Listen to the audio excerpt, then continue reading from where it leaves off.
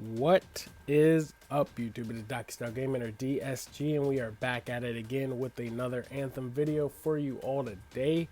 And on today's video, we're going to be doing another Anthem, I guess, Q&A by Mark Dara today. More things that he has answered for us on Twitter. There's actually some John Warner stuff too, but I'll probably cover that in another video because he actually gave us a bit of lore information. But this one's just going to be covering most of the questions, new questions that were answered by Mark Dara. Then also some Javelin and gear questions that are pretty interesting.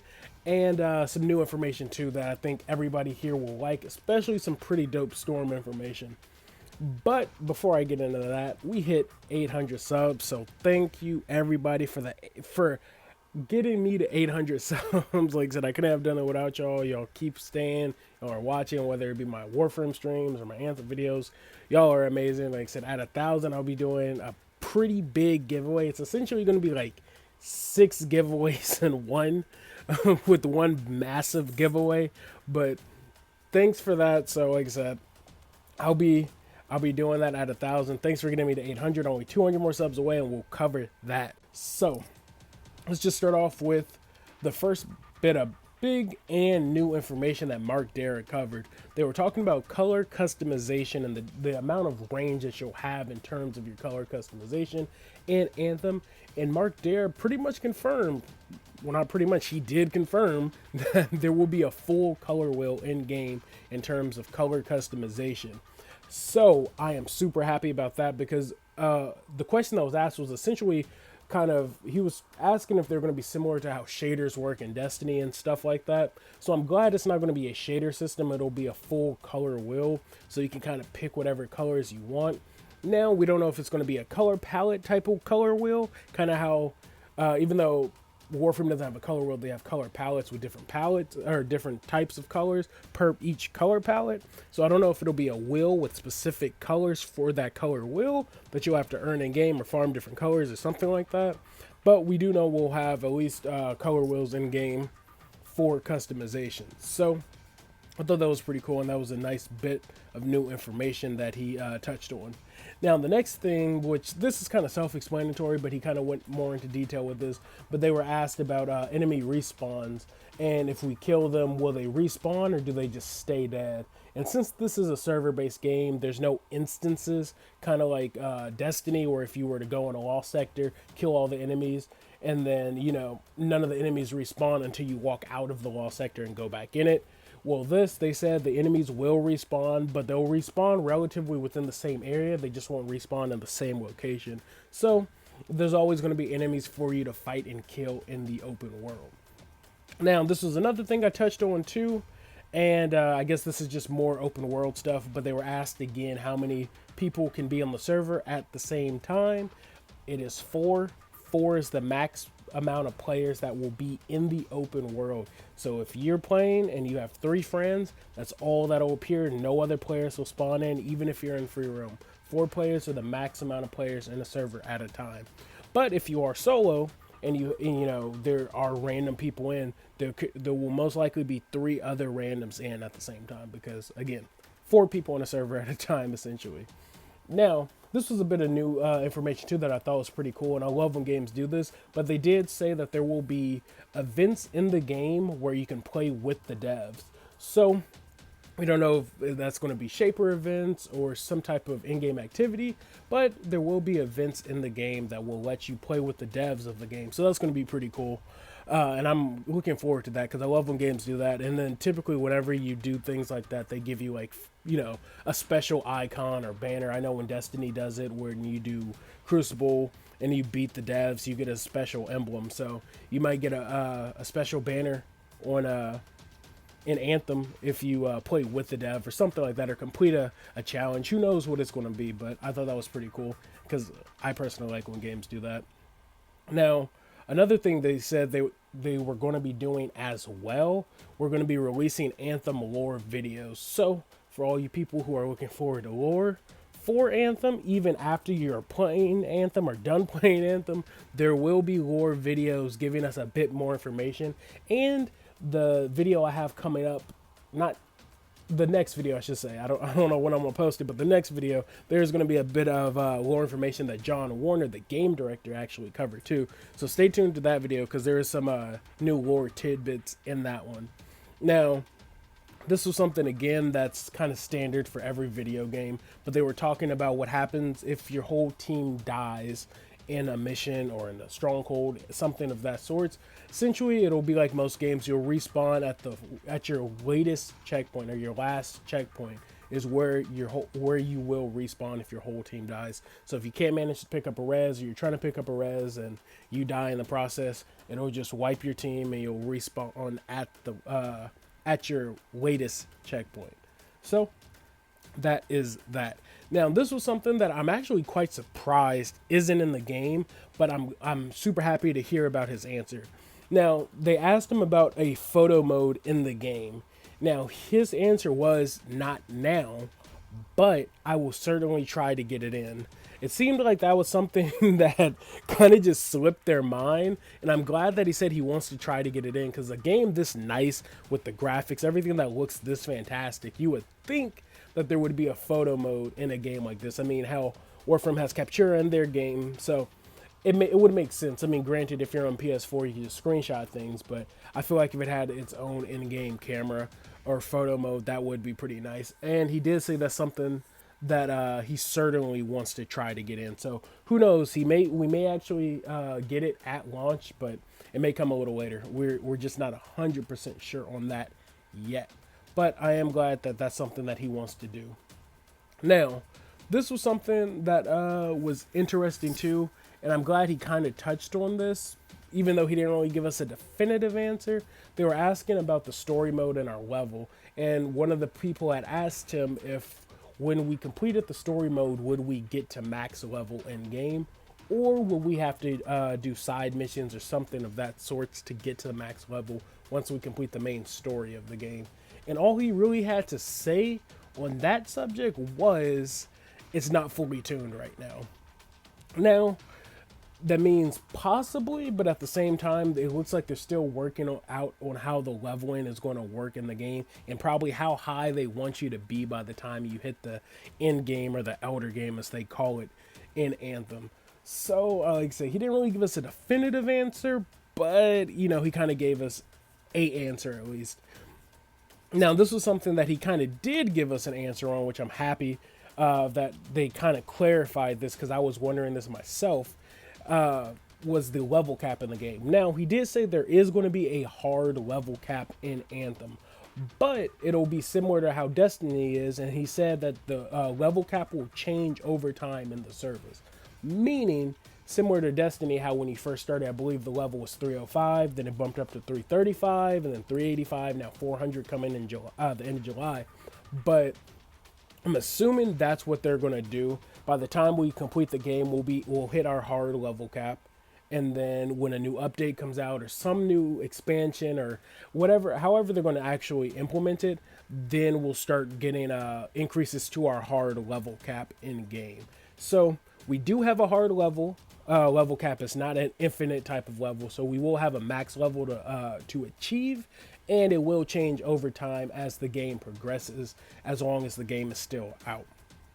Now, on to something else that I guess is kind of self-explanatory, but I'm kind of glad he touched on it too.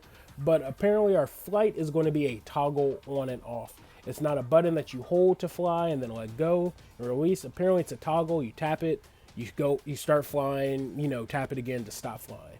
So there might be like a boost or some form of a thrust to kind of help you get to the ground a little softer, because we do know that you can take fall damage in the game. But in terms of flight, that's what it is. It's going to be a toggle on and off. And that's what he had to say about that, essentially. Now, this bit of news, I mean, some people might be upset with it. Some people might not care. But with a game like this, I'm actually surprised this isn't a thing.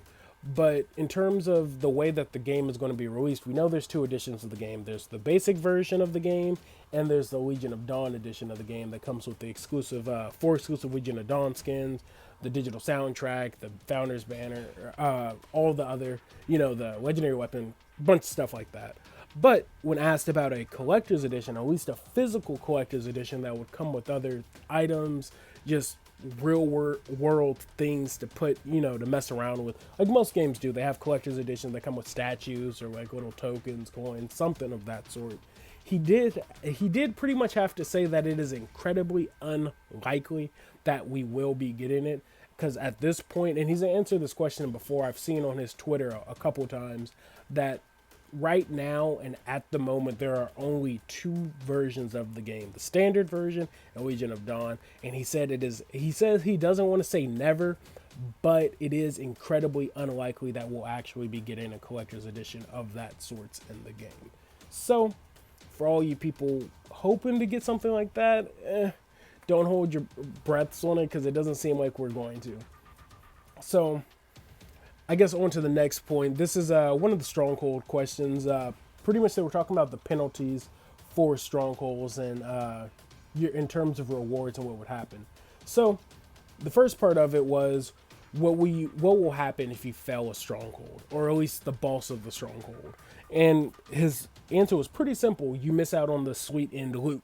So we know that the final boss is going to drop probably some special item, whether it be specific to the boss or just a higher level item that you'll want to beat the boss for. And if you don't, you will miss out on that loot. But another question that ties into it, they were asked if you will lose your rewards for leaving a Stronghold. And he did say you will keep your rewards from the point that you leave. So if you complete part of the Stronghold and then leave, you don't lose out on all your loot that you've acquired and picked up. It's just you don't get any more loot, further on. You pretty much, all the loot that you get as you progressed, and then once you leave, that's the loot that you will keep in the game after you leave a Stronghold. And the last two things before I get into the Javelin news and kind of the gear news of things, they did say that you don't have to pick up, and I've covered this before, said you don't have to pick up every loot item in the game, up to a certain rarity at least. They said that everything, like if you miss items and don't pick it up, it'll be sent to Fort Tarsus at your postmaster inbox, whatever they're going to call it. So even if you miss something in the mission, it'll be fine, because you will still get it. Plus, it doesn't hurt. I mean, it's not too big of a deal to not pick it up, because we do know that once you start your mission, you're kind of stuck on that loadout. So that's that. And then the last thing that I thought was pretty interesting, they said you can matchmake for everything in this game. Every activity has a matchmaking system, and that's fucking fantastic. I'm super happy to see a game like this do that, because that's something that Destiny has desperately needed in certain things. Granted, they've started trying with guided games, but that system is super flawed and super broken, and I hate it with a passion. But I'm super happy that this will have matchmaking. That's one of the reasons why I love Warframe, is because everything, I feel like just about everything has matchmaking, and it's almost impossible to not have, not find people to play with in Warframe. So I'm glad that they said that there will be matchmaking for every activity in Warframe. In Anthem, my bad.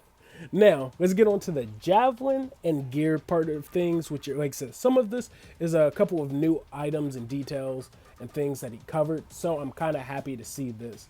Now, they were asking about the hover for the Storm, and I'm super happy for the answer that he gave, but they asked how long can the Storm hover for, and apparently he gave us two different replies. The first time he was asked, he said a long time, and then the next time he was asked this question, he said indefinite or infinitely. Infinitely, pretty much. So it seems like the Storm will have, according to Mark Dara, an infinite hover in game, which is pretty dope. Apparently everybody else's hovers kind of goes off of their flight as well, but and it has a cooldown too. But apparently the Storms will have an infinite one, and I guess the way that it's described, because they've talked a bit about the lore of the Storm, and he doesn't have he has a reactor is what they said. His flight systems are slightly different to how the other Javelins are, because I don't know if it's the magic based elements to him or what, but they always say he has a reactor, is how he flies, is how he hovers, things like that. So I thought that was super cool that he'll be able to hover indefinitely. And when you hover, you can attack and do things of that sort too. So that's pretty cool. And this was something that he kind of went back on, and I thought was interesting to see he went back on. Similar to how they said that he went back and forth on the Storm Interceptor gender appearance thing in game, which, I mean, I actually posted a tweet of that he actually re-answered too and said that apparently they still went back and forth on that, but at the moment they're not going to implement it.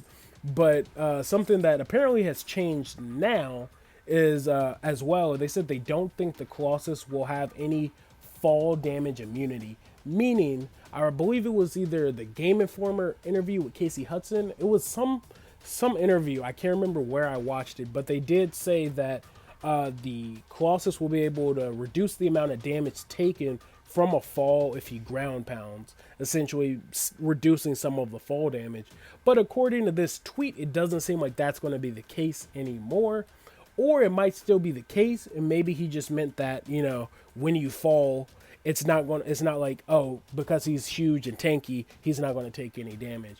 But that is what he's had to say about the Colossus and fall damage, that he won't have any form of fall damage immunity, because I'm assuming he's the tank, or the ground pound still could potentially be something to mitigate his damage.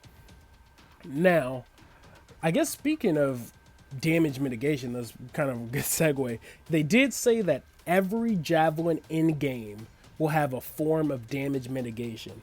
And the example he gave us was the Colossus and his shield. And then also in my last video, when we were looking at the Storm abilities, we saw that the Storm had an orb around him, which looked to be some form of a shield that probably reduced some of the incoming bullets or damage or attacks. But he did have to say that every Javelin in the game will have a form of damage mitigation, which is fantastic. I'm super happy to hear that, especially for the Storm, because he is the glass cannon. And as I say in all my videos, everybody's looking for it. Everybody knows glass cannon means super powerful, but can't take any damage. So I'm glad that he'll have some form of damage mitigation, so he won't just be super squishy in game. Now, this is something that I also thought was pretty cool. And they said that apparently all the gear that you earn in game can be masterworked. Now, as I mentioned in a previous video, masterwork is the highest tier of item that you can get in the game. Going backwards, it would be masterwork, legendary, epic, and then, you know, rare, common, uncommon, those type of things. But masterwork is apparently the highest tier in the game. And he did say that you can apparently masterwork all of your gear in game, or get all of your gear in game to a masterwork item. So that's pretty cool. So if there's a special armor or weapon or something that you really like the look of in game, apparently you could keep it with you throughout the game and masterwork and get in it to the highest tier in the game. So that is pretty cool. It doesn't seem like exactly like an infusion system in Destiny, but it just seems like a level up system. I don't know how to explain it because we don't have many details on it, but that was something that was mentioned. And this was something that was also mentioned, and I kind of covered this before, but he did say that some friendly elemental attacks will affect your teammates. Now, when asked about this previously, is when I believe I covered the video, or covered in my previous video, it was somebody had asked him a question: if you throw an ice grenade on one of your friends, will it freeze his jets or cool off the jets, thus making him fly longer? He didn't know at the time, but it seems like maybe that might be something that could affect a teammate, whether they're talking about combos or actually flight or movement in game. But friendly elemental attacks will affect teammates. No friendly fire and no self-damage in game, but elemental attacks will affect your teammates, not actually damage them. So you don't have to worry about killing a teammate if you throw a nade at them. And then the last two I guess bits of information that was talked about. One of them is pretty basic. I've covered this before, that the gear that was shown in the they said at least the gear shown on the Javelins at the EA play or whatever they called it event, the demo, even the one that you're watching right now, was most of the Javelins were all wearing legendary gear and items, and it was all slightly balanced for gameplay purposes. So the gear that they actually shown seems to be actually a lot more powerful than it really is, but they kind of tweaked it or pulled it back by what they seems, to at least make the game feel kind of more balanced and not like everybody's overpowered in the gameplay. So keep that in mind when you see some of the gameplay, or you're looking at some of the weapons and looking at damage numbers and things like that, because apparently these items and weapons and gear should be doing a lot more damage than what they actually are. And then the last bit of information, which I'm happy to hear about and super happy to see, they said that it is likely that we will be getting a skin for the Sentinels in the game. Now, I've covered this before. I've even shown off what the Sentinels looked like. For those of you who don't know, the Sentinels are one of the three factions of the Legion of Dawn. The Freelancers, which are our characters. There's the Dominion, which are the main antagonists. And then there's the Sentinels, which appear to be more of like the military or law enforcement. The people who hold order and peace at Fort Tarsis and around the world of Anthem. That's who the Sentinels are. And I'll show you again what the skin looks like right here. But apparently we will be getting a skin for the Sentinels, or a skin for every character, because like I mentioned in my last video, with the Dominion, how every one of the Dominions have different javelins, it looked like in the concept art. Like we saw the Ranger Dominion with the big cape, and then it looked like we saw a Storm Dominion. I'm assuming that the Sentinels will also have individual skins for each of their types of javelins. So the one that we saw in the trailer appeared to be a Ranger Sentinel skin, and there'll probably be Sentinel skins for each of the 4 javelin subclasses in the game too. So that's something that I'm looking forward to. I'm glad that they confirmed that, because that would go great along with the Legion of Dawn skins that we will be getting in game as well if you pre-order it. He did make another point saying that the only way to get the Legion of Dawn skins are by pre-ordering the game. There will be no way to earn it in the game. So for Sentinel skins, it seems like that'll be something in game you can get, but the Legion of Dawn pre-order exclusive skins, if you want those skins, pre-order the game, either version of it. It's only $5 if you want to pre-order it, just so you can guarantee that you'll get the skins. If you pre-order the standard edition, you'll get the Ranger skin. If you pre-order the Legion of Dawn edition, you'll get all 4 skins for all of the javelins in the game. So that's all I got for this video right now. Like I said, thanks for watching. I got a John Warner Q&A video coming up probably tomorrow or the day after, and then I have another Anthem video planned talking about a bit of the controls, the layouts, and abilities in the game. And I think that's actually all I got. I might have some more, but I'll talk about that in a later video. So thanks for watching, guys.